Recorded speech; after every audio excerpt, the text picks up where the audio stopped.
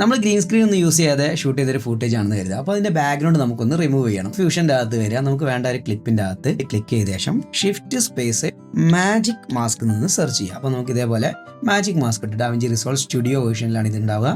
Add ചെയ്യാം. ഇൻസ്പെക്ടറിന്റെ അകത്ത് താഴെ വന്നു കഴിഞ്ഞാൽ ഇതേപോലെ പ്ലസ് ബട്ടൺ കാണും. അതിലാണ് ക്ലിക്ക് എന്ന് കൺഫേം ആക്കുക. അതുപോലെ ഫാസ്റ്റർ എന്നുള്ളത് മാറ്റി ബെറ്റർ എന്നാക്കുക. എന്നിട്ട് ജസ്റ്റ് ഒരു വര ഇതുപോലെ നമുക്ക് വേണ്ട ഏരിയയിൽ കൂടെ വരച്ചിടാം. ഇപ്പോൾ ഒരിത്തിരി നേരം ടൈം എടുത്തു കഴിഞ്ഞാൽ ബാക്ക്ഗ്രൗണ്ട് റിമൂവ് ആയിട്ടുണ്ടാവും. ഇനി ഇത് എൻ്റയർ വീഡിയോയിൽ കിട്ടാൻ വേണ്ടി നമുക്ക് ഈ ഒരു ബാക്ക്വേർഡ് ഫോർവേഡ് ഒന്ന് ട്രാക്ക് ചെയ്യാം. ഓക്കെ, ഈ ട്രാക്കിംഗ് കംപ്ലീറ്റ് ആയി കഴിഞ്ഞാൽ നമുക്കൊരു ബാക്ക്ഗ്രൗണ്ട് ഇവിടേക്ക് ആഡ് ചെയ്യാം. ഇവിടെ പുറത്ത് എവിടെയെങ്കിലും ക്ലിക്ക് ചെയ്ത ശേഷം ഷിഫ്റ്റ് സ്പേസ് ബാക്ക്ഗ്രൗണ്ട്. അപ്പോൾ നമുക്കൊരു ബാക്ക്ഗ്രൗണ്ട് ഇമേജ് ഉണ്ടെങ്കിൽ അതിനെ എവിടേക്ക് ആഡ് ചെയ്താലും മതി.